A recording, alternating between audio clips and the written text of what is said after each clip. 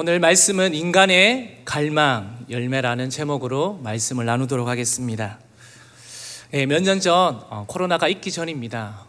저희 식구들이 부모님 고향에 갔다가 돌아오는 길에 고속도로를 오지 아니하고 국도로 한번 온 적이 있습니다. 국도로 오는 길에 가을쯤이었습니다. 거기 가수원 길 쪽을 국도로 지나는데 잠시 저희 시선이 그쪽에 머물게 되었습니다. 그것은 그 가수원의 사과 열매였습니다. 그 사과 열매가 얼마나 풍성한지 그냥 저의 시선을 매료하였습니다. 그래서 잠시 차를 세워두고 좀 사진을 찍었었는데요. 찾아보니까 그 사진이 없더라고요. 너무 이렇게 밝게 익었던데 너무 풍성했습니다. 이렇게 나무가 그렇게 크지도 않는데 그 나무 안에 가지에 그 열매들이 맺혀 있는데 가지가 찢어질 정도로, 부서질 정도로 이렇게 탐스럽게 많이 열려 있었습니다. 그것을 보면서 얼마나 신기했는지 모릅니다. 그런데 특별한 것은 제가 그 사과나무를 보는 동안 말할 수 없는 기쁨과 마음의 풍성함이 느껴졌다는 것입니다. 왜? 그 가수원이 제 것도 아닙니다. 그런데 그것을 보는 순간 제 마음이 얼마나 기쁜지, 그 결실을 이뤄낸 가수원 농부는 풍성한 결실을 보고 얼마나 기뻐했을까요? 또 한편으로는 이 가수원의 주인이 이렇게까지 열매를 맺기 위해서는 게으름과 나태함으로 되지 않았을 텐데 얼마나 많은 수고와 눈물이 있었을까요? 그것을 생각해 보니까 이 사과나무를 볼 때 그냥 보이지 않았다는 것입니다. 우리 인간의 육체의 연약함을 잊고 사는 존재라 늘 좋은 결실을 맺고 사는 것은 우리가 쉽지만은 않습니다. 많은 사람들이 결실을 맺어가다가 이런저런 어려움을 우리는 겪고 가고 있습니다. 사탄의 시험에 넘어가서 결실을 우리는 놓치기도 합니다. 또 고집을 순종으로 바꾸지 못해서 결실을 송두리째 잃어버리기도 합니다. 더 안타까운 것은 열매 맺은 환경과 열매 맺을 능력을 지녔음에도 어떤 이유로 열매 맺을 의욕을 상실한 채 아예 열매를 놓쳐버리기도 한다는 것입니다. 하지만 열매 맺을 환경인 아님에도 인내하며 노력하며 열매를 맺어가는 사람들이 성경에는 많이 나옵니다. 대표적으로 창세기 38장에 보면요, 유다의 며느리 다말의 인생이 나옵니다. 그녀는 어린 나이에 남편을 잃고 갑으로 외롭게 힘들게 살아갑니다. 여기까지 보면 그녀는 열매 없는 불행한 사람입니다. 그러나 그녀는 정절을 지키며 자신의 인격을 지켜오다가 시아버지인 유다와 동침을 하여 아들 베레스와 세라를 낳게 됩니다. 결국 다말이 아들 베레스를 낳았는데도 놀랍게도 훗날 베레스는 다윗 왕의 조상이 되었다는 것입니다. 그 후손에서 메시아 예수 그리스도가 탄생했다는 것입니다. 다말로 시작된 축복은 예수 그리스도의 탄생을 가져오는 하나님의 뜻을 이루어냈다는 것입니다. 기구한 운명의 여인이 이렇게 축복을 누린 것은 자신의 슬픔과 비참함을 잘 이겨냈기 때문에 그렇습니다. 만약 다말이 슬픔이 닥쳤다 하여 자기의 삶을 포기하였다면 어떻게 되었을까요? 그는 그 상황들을 약속의 말씀을 붙들고 잘 버티며 이겨냈다는 것입니다. 우리가 그 약속의 말씀을 붙들지 않고 아무렇게나 막 살았다면 이런 영광, 이런 축복을 다말은 경험하지 못했을 것입니다. 그러고 보면 열매는 환경의 문제에 있는 것이 아니라 사람이 하나님을 향한 믿음에 있다는 것입니다. 잘 알다시피 아브라함의 링컨의 경우는 무려 22번의 실패를 하고 난 뒤에 열매를 맺었습니다. 그에게 22번의 실패는 오히려 그 자신을 더욱더 단단하게 만들었습니다. 그리고 더 많은 열매를 맺게 되었다는 것입니다. 인생의 열매는 실패 후에 찾아오기도 하고 모두가 포기했을 때 찾아오는 것을 우리는 한 번씩 경험했을 것입니다. 그래서 우리는 지금의 열매를 맺지 못한다 해서 너무 걱정할 필요가 없습니다. 기회는 아직 많기 때문에 그렇습니다. 한번 따라해 볼까요? 열매는 고통 후에 천천히 주어진다. 열매는 고통 후에 천천히 주어진다. 우리 교회도 장로님과 근사님들이 계십니다. 교회와 가정을 지키면서 여기까지 오신 것이 쉽지는 않았을 것입니다. 또 목자, 목녀님들도 계십니다. 그리고 제자비전 교육 선교사님도 있습니다. 또 교회 학교 교사 선생님들도 있습니다. 여기까지 오면서 영혼 사역을 하느라 4시간, 때로는 내 물질을 들이면서 오는 것이 쉬우셨습니까? 쉽지 않았다는 것입니다. 우리에게도 순간순간 어려움이 닥칩니다. 결실을 이루는 데 생각지도 못한 방해 요소가 설상가상으로 우리에게 닥쳐온다는 것입니다. 하지만 그럼에도 불구하고 하나님의 도우심은 계속적으로 지속된다는 것입니다. 믿으십니까? 2절에 보면 무릇 열매를 맺는 가지는 더 열매를 맺게 하려 하여 그것을 깨끗하게 하신다고 하셨습니다. 우리 하나님은 무릇 열매를 맺는 가지는 더욱더 어떻게 한다고요? 열매 맺게 하신다는 것입니다. 바로 그것이 예수님이 제자들과 함께 하시면서 마지막으로 포도나무 비유를 하시면서 유언과도 같은 말씀을 하셨다는 것입니다. 한마디로 하나님은 우리가 열매 맺길 원하시고 그렇게 되도록 도와주시는 것입니다. 여기에 하나님의 뜻이 있다는 것입니다. 그렇다면 인간이 갈망하는 열매를 맺기 위해서는 첫 번째, 우리 가지치기를 하라는 것입니다. 예수님은 오늘 본문에서 인생이 열매 맺기 위하여 어떤 대단한 일을 하라고 말씀하지 않습니다. 아주 단순한 명령을 하십니다. 2절 말씀에 보니 이렇게 나옵니다. 우리 한번 읽어볼까요? 무릇 내게 붙어 있어 열매를 맺지 아니하는 가지는 아버지께서 그것을 제거해 버리시고 무릇 열매를 맺는 가지는 더 열매를 맺게 하려 하여 그것을 깨끗하게 하시느니라. 예, 열매 맺기를 하는 원칙은 무엇이냐면요, 바로 가지치기를 하라는 것입니다.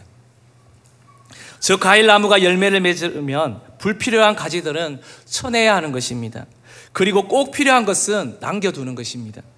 그래야 나머지 가지가 열매를 맺으며 풍성해진다는 것입니다.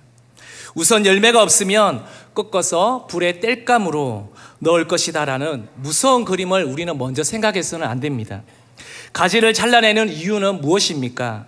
바로 열매를 많이 맺으라고, 바로 더 큰 극상품을 만들라고 준비하기 위한 작업이라는 것을 우리는 알아야 합니다. 성경에 보면 인생의 아름다운 열매를 맺기 직전에 끊어버릴 것을 끊지 못해서 열매를 잃어버린 사람이 나옵니다. 가령 삼손이 그러합니다. 그는 하나님께서 이스라엘 민족을 지키기 위하여 그에게 특별한 능력, 힘을 주셨다는 것입니다. 혼자서 1000명을 상대해도 지치지 아니하는 이기는 파워를 선물로 주셨다는 것입니다. 이제 그 힘을 잘 관리하면 민족의 영웅이 되는 것이고 또 하나님의 뜻을 이루는 사람이 되는 것입니다. 그런데 그는 이방 여인을 좋아하게 되었습니다. 그것은 율법을 어기는 일이었고 하나님이 기뻐하지 않는 일이었습니다. 부모가 아무리 말려도 이방 여인만 골라서 사귀더니 결국 여인의 3번째 꾀에 넘어가 그의 인생이 비참하게 끝맺음 되는 것을 우리는 볼 수 있습니다. 그가 일찍이 이방 여인과 접촉을 끊었더라면 그는 훨씬 강력한 하나님의 일꾼으로 쓰임받게 되었을 것입니다. 끊을 때 끊지 못하면 결국 화근이 되어 인생의 결실은 없으며 안타깝게도 인생의 아쉬운 인생을 우리는 허비하게 된다는 것입니다. 세상 속에서는 어떨까요? 우리가 TV 속에서 나오는 인기 절정에 올랐던 젊은 연예인들이나 가수, 운동선수들의 자신의 분야에서 최고의 정점을 찍고 잘 나갈 즈음에 우리는 한 번씩 기사를 봅니다. 그들이 기사에 나옵니다. 성접대 사건, 마약, 음주에 대한 탐닉을 끊지 못해서 중도에 하차한 인생으로 그들의 명예와 인격을 실추해버리는 것을 우리는 볼 수가 있습니다. 우리는 다양한 세대가 우리 교회 안에 머물고 있습니다. 지금 또 제자 비전센터와 드림센터에서 아이들이 예배하고 있습니다. 아이들이 중학교에서 고등부로 넘어오는 시기에 좀 더 그들의 이성이 자라나기 시작하면서 자기의 생각 그리고 자기의 주장, 고집 등으로 인해서 부모와 마찰을 일으킵니다. 심지어는 교육 선교사님들과 마찰을 일으킵니다. 더 나아가서는요, 교역자들과 또 마찰이 일어나는 것을 보게 됩니다. 그동안 따먹지 말라고 한 그 선악과를 이제는 하나씩 따먹기 시작한다는 것입니다. 먹으면서 뭐라고 생각합니까? 괜찮네. 괜찮은데 왜 하지 말라고 하지? 하면서 충돌이 일어난다는 것입니다. 타협과 변명으로 죄의 농도가 그 아이들에게 조금씩 스며 들어간다는 것입니다.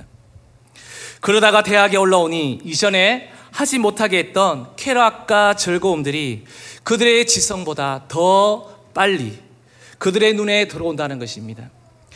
그 선악과들을 보며 주변을 맴돌기 시작합니다. 바벨의 문화, 지난번에도 한번 말씀드렸지만 바로 욜로의 문화, 바로 어떻게? 인생은 한 번뿐이다. 이 한 번뿐인 인생을 어떻게? 시원하게 한번 현재 삶에서 최대한 즐겁게 지내보자는 것입니다. 좀 더 성장해 그들이 대학을 지나고 이제는 직장을 갖게 되어지고 성인이 되어서 가정을 꾸리게 된다는 것입니다. 그래서 행복하게 그 결혼의 시작을 울립니다. 그런데 행복하게 시작한 가정에 삐그덕 금이 가기 시작하는 것을 우리는 보게 됩니다. 남편과 아내로서 우리는 서로에게 숨기는 것은 없습니까? 혹시나 재정적인 부분에서는 투명하십니까? 남편이 아니면 아내가 따로 일로 인해서 출장을 가도 떨어져 있어도 떳떳하신지요? 또 서로의 핸드폰을 언제든지 교환해서 보더라도 떳떳하게 보여줄 수 있는 그 관계에 지금 있습니까? 아니면 내 개인에 있는 스마트폰에 그리고 내 노트북에 언제든지 보여줘도 나는 떳떳하게 보여줄 수 있는 그런 관계가 되어 있는지요? 한번 돌아봤으면 좋겠습니다. 오늘 이 밤의 예배는 다양한 세대에서 나는 육을 위해 쫓아 갈망하는 사람인지 아니면 나는 영을 향해 갈망하는 사람인지 한번 깊이 돌아보는 밤이 되기를 축복합니다. 성도님들 가운데 우리 교회에서 오랫동안 신앙생활을 하셨거나 또 다른 교회에서 아니면 다른 곳에서 신앙생활을 하시다가 오셨던 또한 처음 예수님을 믿게 되었던 계속적으로 육을 쫓아가며 자기 중심적인 탐욕과 정욕을 제거하지 않으면 그곳에서 깨끗한 결실을 우리는 맺을 수 없다는 것입니다. 한마디로 내 영혼이 깨끗해야 그 열매를 맺을 수 있다는 것입니다. 우리가 알다시피 다윗은 하나님의 도우심으로 이스라엘의 왕이 되었지만 그의 영혼이 어느 날 큰 죄를 짓고 자신의 죄를 숨기려 했던 사건을 우리는 알 수 있습니다. 한 나라의 통치자가 이렇게 한들 사실 뭐가 문제가 되겠습니까? 그냥 지나칠 수 있습니다. 눈 감으면 끝입니다. 그러나 나단 선지자의 지적으로 죄를 토해내며 회개하며 몇 날 며칠을 울고 또 울면서 회개했는지 모릅니다. 저는 다윗의 위대함이 바로 여기에 있다고 생각이 됩니다. 시편 51편 2절을 한번 볼까요? 그는 이렇게 울면서 회개하였습니다. 나의 죄악을 말갛게 씻으시며 나의 죄를 깨끗이 제하소서. 그는 고백합니다. 나의 죄악을 말갛게 씻으시며 나의 죄를 깨끗하게 제하소서라고 말합니다. 이 회개 후에 그는 끊을 것을 끊었고 회개함으로써 깨끗한 영혼으로 거듭났고 이스라엘의 존경받는 왕으로 우리에게 널리 알려져 있습니다. 결국 그의 인생에는 큰 결실이 맺어졌다는 것입니다. 우리 디모데후서 2장 21절 말씀 또 한번 볼까요? 그러므로 누구든지 이런 것에서 자기를 깨끗하게 하면 귀 쓰는 그릇이 되어 거룩하고 주인의 쓰심에 합당하며 모든 선한 일에 준비함이 되리라. 자기를 깨끗하게 하면 그랬습니다. 요한일서 3장 3절도 한번 읽어보겠습니다. 주를 향하여 이 소망을 가진 자마다 그의 깨끗하심과 같이 자기를 깨끗하게 하느니라. 하나님을 향해 달려가는 자는 모두가 깨끗한 사람입니다. 깨끗한 곳에 열매를 맺을 수가 있다는 것입니다. 그 가지를 제거하지 않고서는 더 극상품의 상품을 만들 수 없다는 것입니다. 인생의 결실을 원하시면 오늘 말씀처럼 나를 끊임없이 돌아보며 깨끗함을 유지해야 될 줄로 믿습니다. 하나님은 이 시간 예배하는 모든 자들에게 결실을 맺게 하시려고 우리의 자신을 깨끗하게 하라고 말씀하고 있습니다. 주님으로부터 멀게 만드는 은밀한 죄, 혼자서만 즐기는 죄가 있으신가요? 그것을 결단하고 끊지 않고서는 더러움 속에서 주님이 거하시지 못합니다. 내 육체에 가까운 혼적인 자아가 이해되지 않더라도 주님 가르쳐 주세요. 믿음 주세요. 라는 간절한 말씀이 있을 때 바로 그러한 영이 내 육을 누르고 그 갈망으로 인해서 더 풍성하게 열매를 맺게 될 것입니다. 로마서 8장 5절 말씀입니다. 육신을 따르는 자는 육신의 일을, 영을 따르는 자는 영의 일을 생각하나니. 지금 나는 무엇을 따르고 있습니까? 육신의 일을 따르고 있습니까? 아니면 영의 일을 따르고 있습니까? 우리의 생각하는 것들이, 내가 지금 육을 쫓아가면 육이 내 몸에서 반응하고 나를 끌고 갑니다. 그러나 나의 영이 이끌고 가면 항상 나의 생각들과 마음이 이해되지 않더라도 영이 나의 인생을 끌고 간다는 것입니다. 주님의 말씀에 순종하여 믿음으로 나아가지 못하게 하는 우리는 그 격가지를 제거하고 결단하는 밤 되기를 예수님의 이름으로 소망합니다. 두 번째입니다. 인간이 갈망하는 열매를 맺기 위해서는 주님 안에서 우리는 연합해야 한다는 것입니다. 우리 4절 말씀을 함께 읽어보겠습니다. 내 안에 거하라, 나도 너희 안에 거하리라. 가지가 포도나무에 붙어 있지 아니하면 스스로 열매를 맺을 수 없음 같이 너희도 내 안에 있지 아니하면 그러하리라. 우리가 인생의 열매를 맺기 위해서는요, 주님 안에 붙어 있어야 됩니다. 이 안에 계속해서 아내라는 말이 너무나 많습니다. 집에 있는 아내가 아닙니다. 여기서는 예수님 안에 있어야 됩니다. 웃어주셔서 감사합니다. 인생의 열매를 맺기 위하여 우리는 생명 대신 그 주님께 꼭 붙어 있어야 된다는 것입니다. 그래야 열매를 맺는다는 것입니다. 5절, 6절 말씀 또 함께 큰 목소리로 읽어볼까요?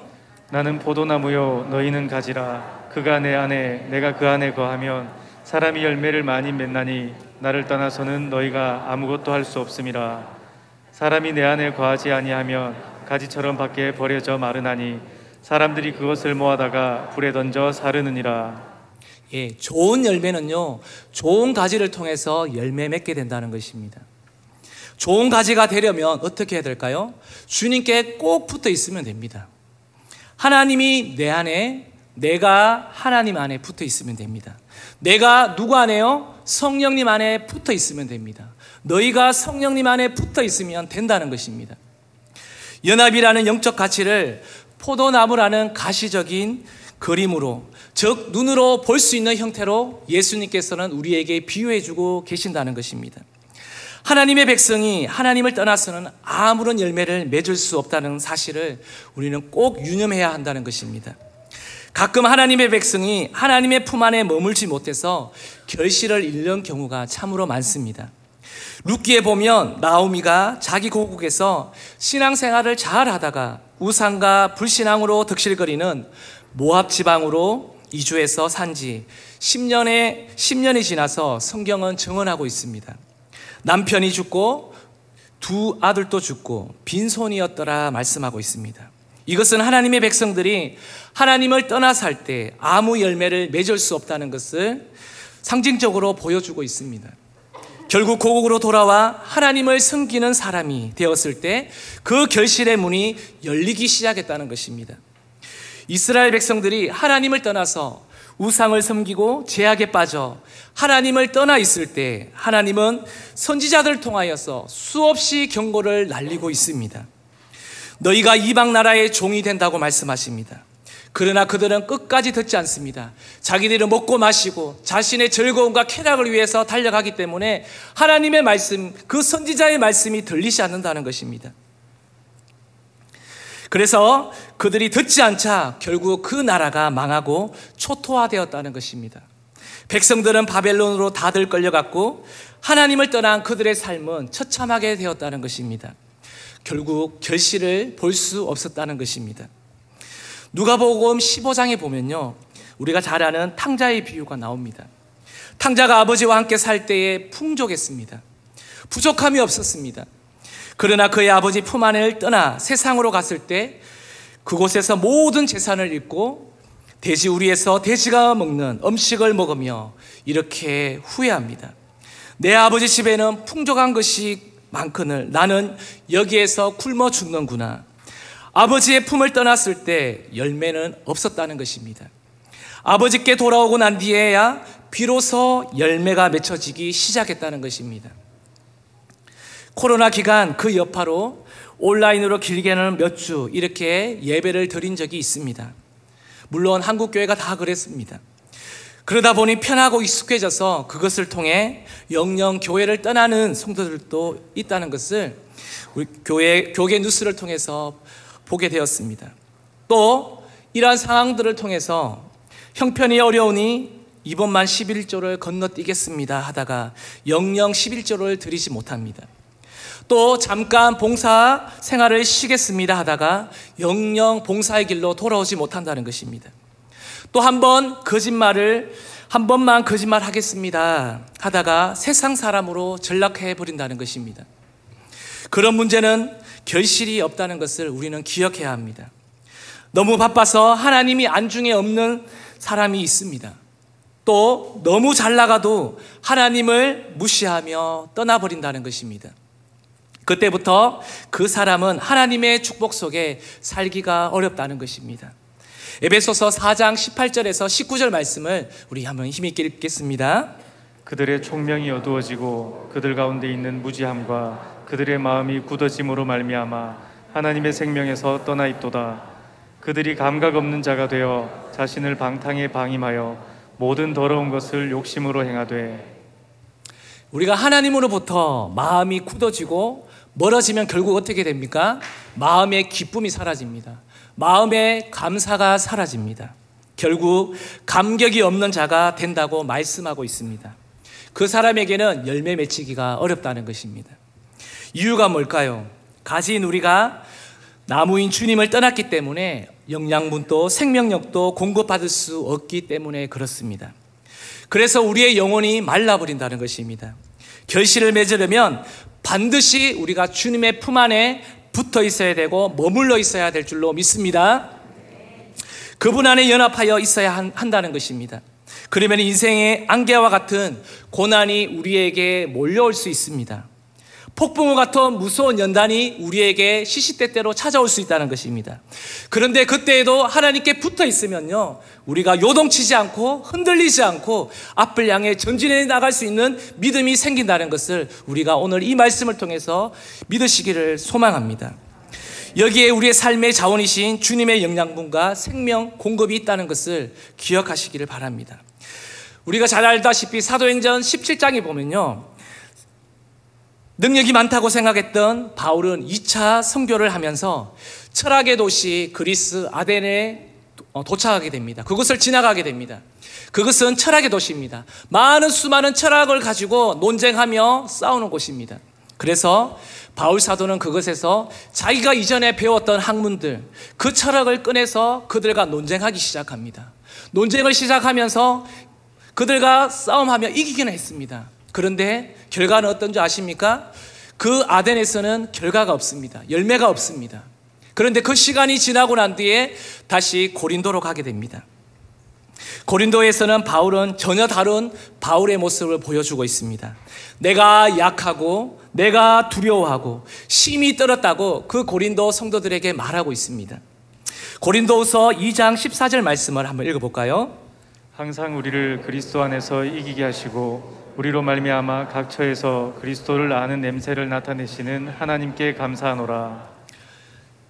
예, 바울 사도가 자신의 철학으로, 자신의 가지고 있던 이전의 지식으로는 그들과 상대해서 이겼을 줄은 모르지만 열매가 없었습니다. 그런데 그가 시간이 지나서 다시 고린도로 왔을 때 그 고린도 교인을 향해서 그가 고백하는 것은 결국 우리가 싸울 것은 우리의 지식이 아니라는 것입니다. 우리가 많이 알았던 경험도 아니라는 것입니다. 바로 무엇입니까? 내가 하나님 안에서 약하다는 것을 깨닫는 것입니다. 내가 아무것도 아니라는 것을 깨닫는 것입니다.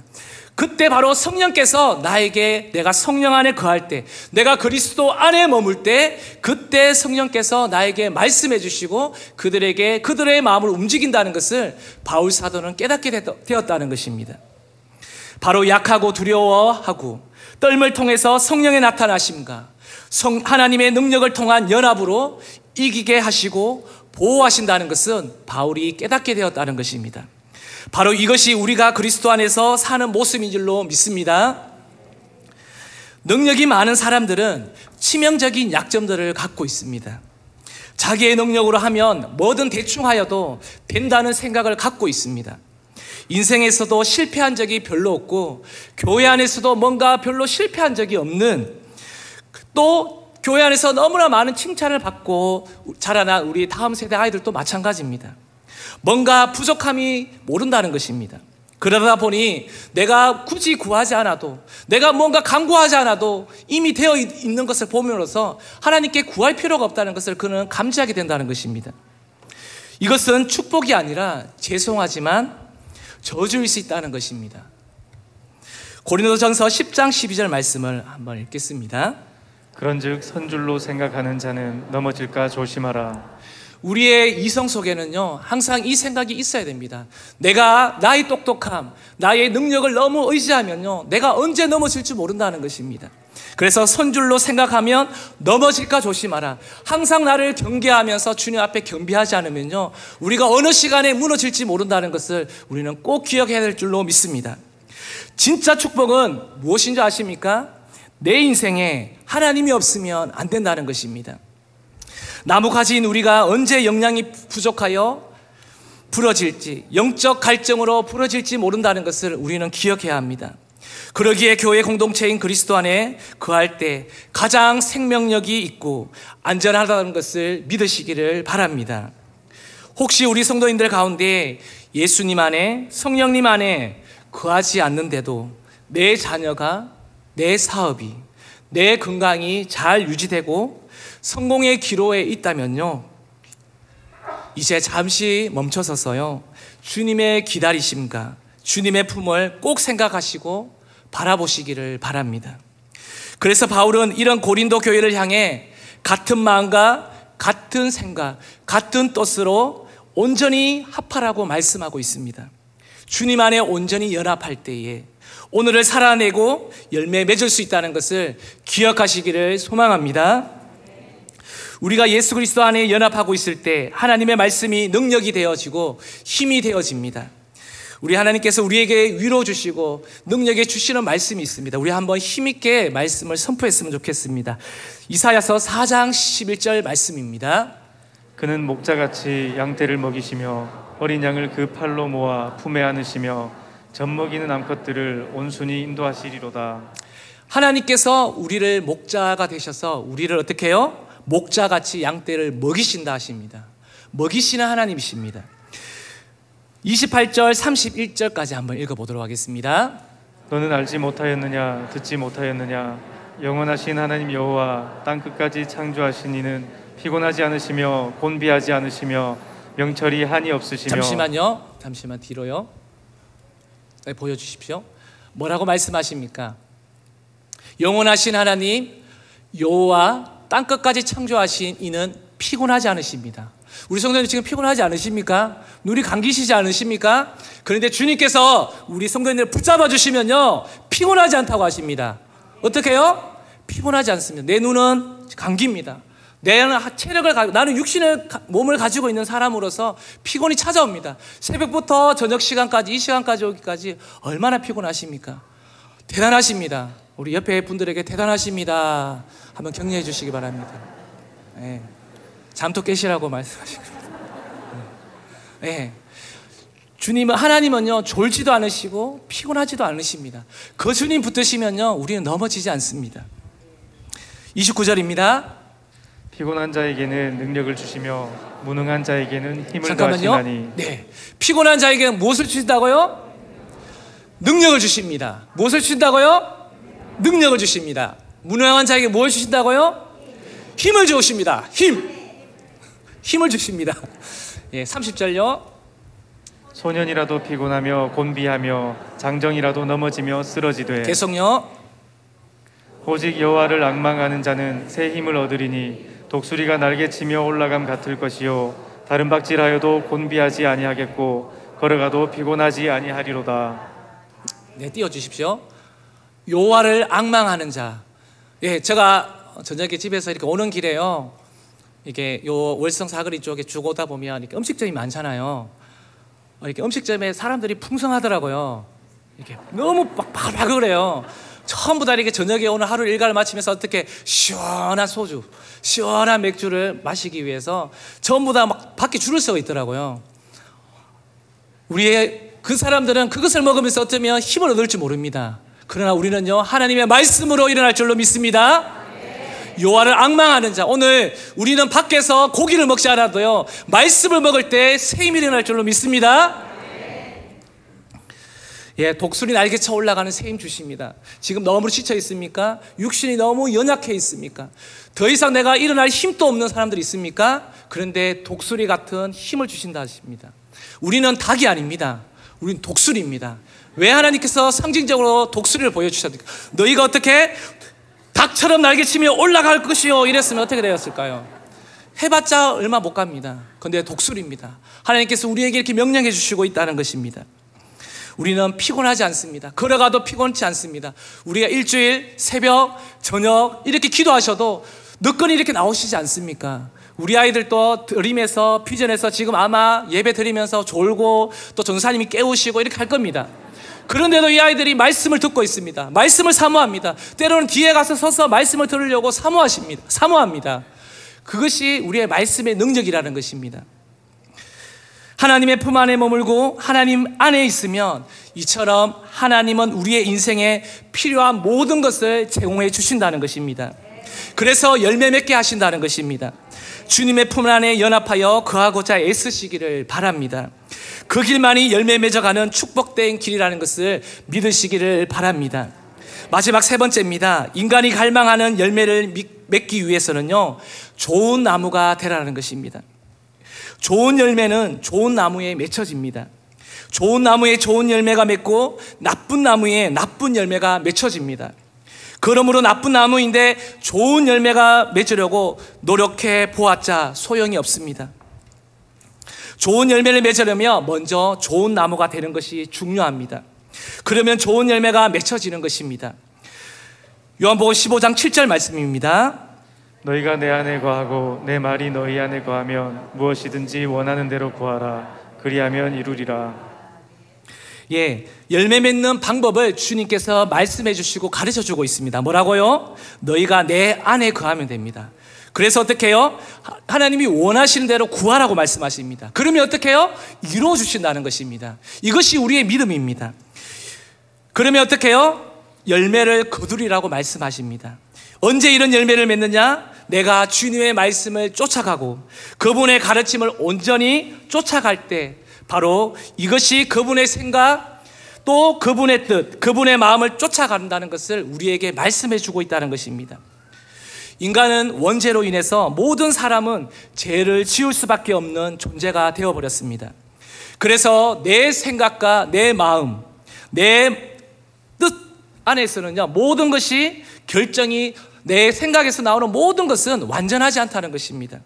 불완전하다는 것입니다. 따라서 눈에 보이는 세계보다 눈에 보이지 않는 세계, 영의 세계가 더 큰데 우리는 육과 혼을 쫓아 살다 보니 이해되는 데까지만 보며 생각하며 살아간다는 것입니다. 즉 이 말은 이성적 합리적으로 맞다고 생각하는 데까지만 이르기에 영의 세계를 무시하여 오류를 범하기 쉽다는 것입니다. 그래서 불완전한 인간을 그냥 내버려 두면 어떻게 될까요? 한없이 잘못된 길로 우리는 끝없이 갈 수밖에 없다는 것입니다. 그래서 결국은 열매 맺기 어렵다는 것입니다. 우리 주변에는 성격이 모난 사람들이 참으로 많습니다. 누구라도 말하면 부정적으로 의심부터 하는 사람이 있기 마련입니다. 내 생각만 옳고 남의 생각은 일단 문제가 있다고 생각하는 사람들이 있죠. 남과 어울릴 줄 모르고 협력할 줄 모르는 사람들이 있다는 것입니다. 참으로 문제 있는 성격의 사람들이 있다는 것입니다. 조급할 때는 그 불완전한 모습이 기승을 부리기 시작합니다. 이런 모습으로 아름답고 탐스러운 열매를 맺기는 기대하기 어렵다는 것입니다.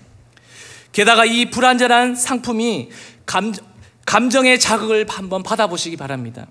감정이 격해지며 분노가 일면 앞뒤 안 가리고 말하고 행동합니다. 나에게 감정이 격해질 때 내 모습을 한번 떠올려 보십시오. 지금 한번 이렇게 나의 분노했던 모습들을 한번 이게 떠올려 보시기 바랍니다. 아니면 누군가가 나의 분노했던 모습들을 한번 이 경고적으로 말씀해 주었다면 그 모습도 한번 떠올려 보십시오. 이런 상황이 지속되면 좋은 인격의 결실을 우리는 맺을 수가 없다는 것입니다. 우리가 아무리 기도하고 아무리 철야하고 금식할다 할지라도 우리가 이 부분에서 깨끗하지 못하고 우리가 이 부분에서 자유하지 못하면요, 언제든지 나의 감정이 폭발할 수 있다는 것입니다. 마음이 허전하면 아무 사람이나 아무 자극적인 것이나 무조건적으로 받아들이는 사람이 있습니다. 우리는 그런 사람에게 이런 말을 하지요. 저 사람은 마음이 너무 해퍼요. 분별력이 없어요. 그래서 죄에 빠지기도 쉽고 이단에 빠지기도 쉽다고 이렇게 말을 합니다. 이대로 살면 열매를 맺는 것보다 열매를 잃기 쉽다는 것입니다. 우리가 아무리 오랜 시간 교회에 출석하여도 마음을 열고 믿음으로 주님께 맡기지 않으면 그 현상은 그대로 있다는 것입니다. 그러면 어떻게 우리가 해야 할까요? 이러한 때 우리의 인간의 생각, 우리의 마음을 바로 잡아주시는 그 말씀이 있어야 한다는 것입니다. 그러므로 우리는 내 생각, 내 감정, 내 뜻을 따르지 말고 하나님의 말씀을 쫓아가야 될 줄로 믿습니다. 내 판단보다, 내 감정보다 말씀을 우선시 하시기 바랍니다. 우리가 힘든 일들이 생기지 않습니까? 그러면 그때마다 말씀으로 돌아가십시오. 그러면 그 해답이 빨리 찾아옵니다. 그러면 절대 후회하지 않고 또 열매를 잃어버리는 일이 없다는 것입니다. 말씀의 위력을 일찍이 실감한 시편의 저자는 시편 119편 105절의 말씀에 이렇게 말하고 있습니다. 주의 말씀은 내 발의 등이요 내 길의 빛이니이다. 또 43절에 이렇게 말하고 있습니다. 진리의 말씀이 내 입에서 조금도 떠나지 말게 하소서. 내가 주의 규례를 바랐음이니이다. 우리가 말씀을 따르게 되면 분명히 좋은 나무가 되어집니다. 그러면 궁극적으로 좋은 열매를 맺게 된다는 것입니다. 오랜 세월 동안 말씀을 우리는 듣고 배워왔습니다. 그러면 말씀의 사람이 된다는 것입니다. 말씀을요, 잘 경청하고 말씀을 앞세우면 우리는 좋은 나무가 될 수밖에 없습니다. 그러면 마음이 안정되면 불완전한 인격이 바로 서게 되며 결국 말씀을 쫓는 자는 우리 교회에서 말하는 참 제자가 된다는 것입니다. 바로 그때의 좋은 열매가 저절로 맺혀진다는 것입니다. 그럴 때 우리는 풍성해진다는 것입니다. 잠언 12장 12절 말씀입니다. 함께 읽겠습니다. 악인은 불의의 이익을 탐하나 의인은 그 뿌리로 말미암아 결실하느니라. 좋은 나무가 좋은 열매를 맺습니다. 진실한 사람이 진실합니다. 사랑의 사람이 사랑할 줄 압니다. 순종의 사람이 순종합니다. 순수한 사람이 순수한 생각을 품습니다. 말씀을 맺겠습니다.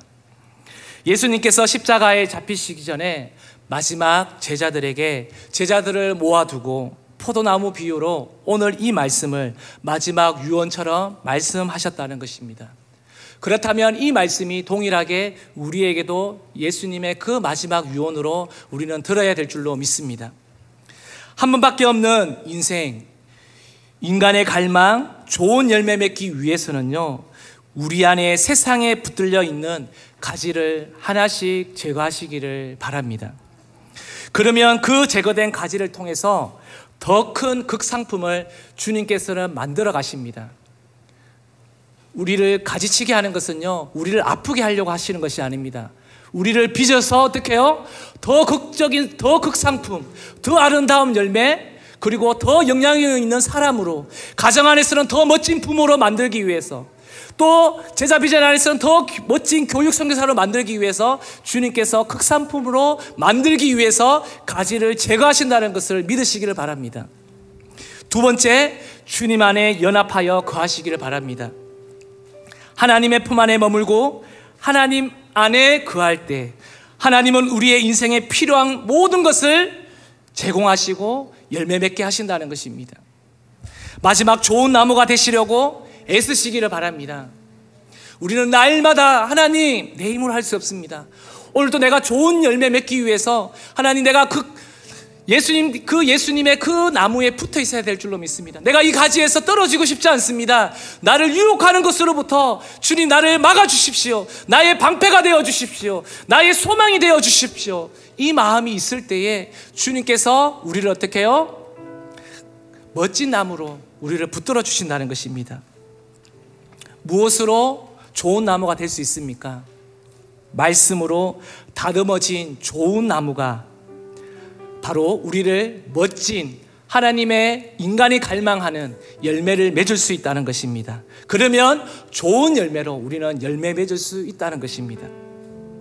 그래서 주님의 이 유언 같은 말씀이 우리 안에 날마다 갈망함으로 일어나 우리 가운데에, 내 가정에, 우리의 사업에, 우리 교회 가운데, 나아가서는 나를 만나는 모든 자들에게 이러한 열매를 나눠줄 수 있는 우리 풍성한 우리 대형교회 모든 식구들, 우리 다음 세대 아이들, 제자 비전, 그리고 드림에 있는 모든 친구들 다 되기를 소망합니다.